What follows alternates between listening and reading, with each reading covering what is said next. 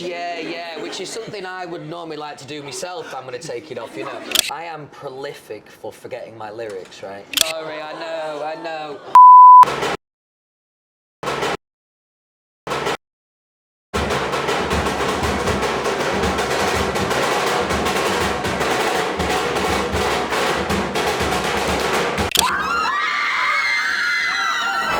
Louis, welcome to Radio 1. Thank you very much. That was quite the welcoming. Thank you, guys. You like the dole, don't you? You like the sound. Yeah, that was fun. Louis, your first ever show in India. Your fans have been manifesting this moment for years.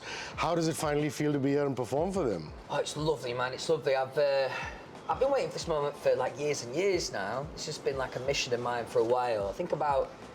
I want to say that 5 years ago, maybe more, I replied to one of my fans online and said, I don't know when, but at some point I really want to be here. So, yeah, real honour to play here, really excited to play Lollapalooza. I'm a big fan of that festival as well. And yeah, the whole experience so far has been a bit like a dream, man. It's been lovely. Louies of India are hysterical. They're lovely. They're known to be the most loudest, most passionate. Have you seen any crazy fan edits, memorable interactions that have stuck on you? Well, it was. I didn't really know what to expect landing at the airport. It was great to kind of have that kind of support and presence at the airport when I touched down and landed just yesterday. But in general, I mean, going right back to my time in the band, I've definitely felt a very, very strong presence from India, specifically online. So yeah, it's kind of nice. I've got like 60 minutes to thank everyone tonight. You once tweeted about watching Green Day live, and now you're sharing the stage with them.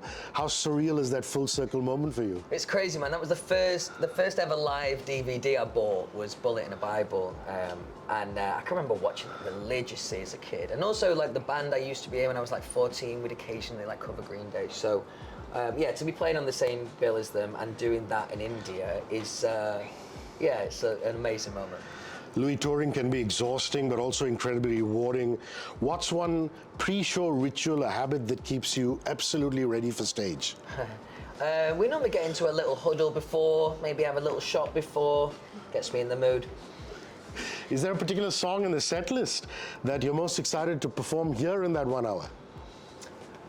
I mean, in terms of the songs that I always love performing, it's up-tempo stuff like Out of My System or Silver Tongues, but there's something really special about Saturdays, which is a slower one. Every single time I sing that, I really, really love that, so I'm excited to do that tonight. Louis, it's obvious that you're from the UK, you would have tried Indian food, but is there something you're curious to try, Indian food in India? I don't think I've had anything that spicy yet, so I think on the way out, I'm going to try and challenge myself and see how I do with that. You grew up in Doncaster, which is a small, sweet town. Would you still say you're most comfortable in an environment like that, as opposed to big cities like New York and London and Mumbai? That's an interesting question. I think I've spent such a long time now also living in London. I suppose I am kind of used to it, but going back home always feels really lovely. I'd say a combination of the two, really. You know, when you get into the fan pit, it gets intense and passionate. I love that, yeah. There are fans already lining up now as we speak. Nice. Louies of India are there. What are you expecting in India? There have been some crazy fan moments in South America, I know. Yes. I feel like it might be akin to that kind of experience. I don't really know what to expect in terms of from the crowds, but I've got this feeling it's going to be wild in the best kind of way. And that moment that you talked about when I get down at the end of the set, that is always my favourite moment of the show. So yeah, I'm really excited to kind of feel that tonight and feel the energy at that moment. Did they take your shirt off in South America? They did, yeah, which is something I would normally like to do myself. I'm going to take it off, you know. But yeah, sometimes people get a little bit overexcited. What can you do? You must be so proud of giving new bands and singer-songwriters an opportunity with your festival. Is that why you created it in the first place? Yeah, absolutely. I appreciate you mentioning that. Yeah, that's been a dream of mine for a long time. I'm a big fan of festivals, you know, in terms of going myself as a fan. But also to be able to create those opportunities for, yeah, like you say, for bands on the up and artists on their way up.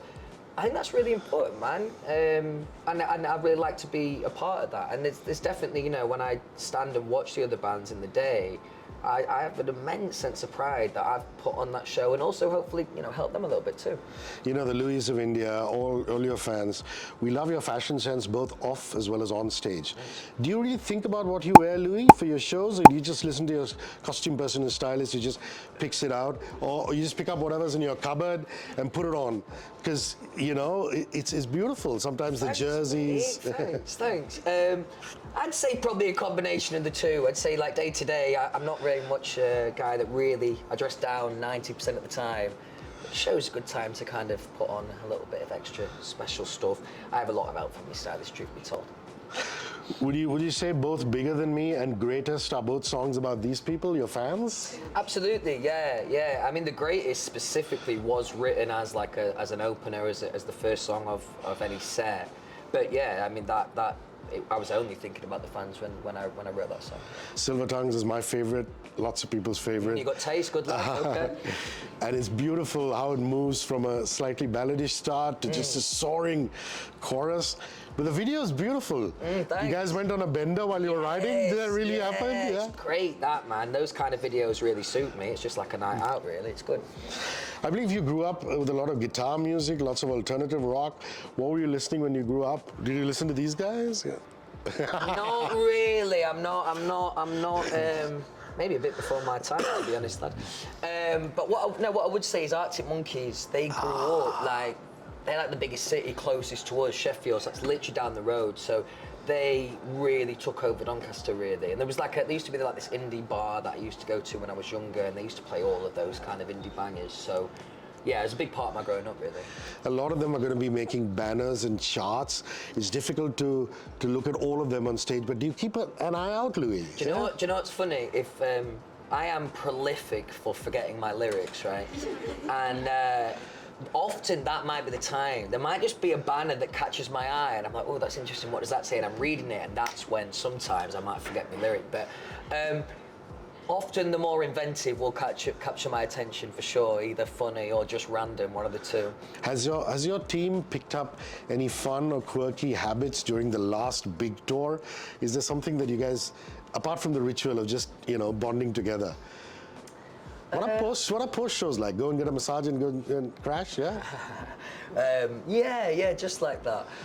No, I would say what's difficult post show is you've got all this energy, you've got all this adrenaline. So it depends on the night, but I'm always hanging out with my band, so we might kind of wind down together on the back of the bus. We probably still have a couple of drinks, or maybe head out and just kind of chase that adrenaline, Walls was a different sound.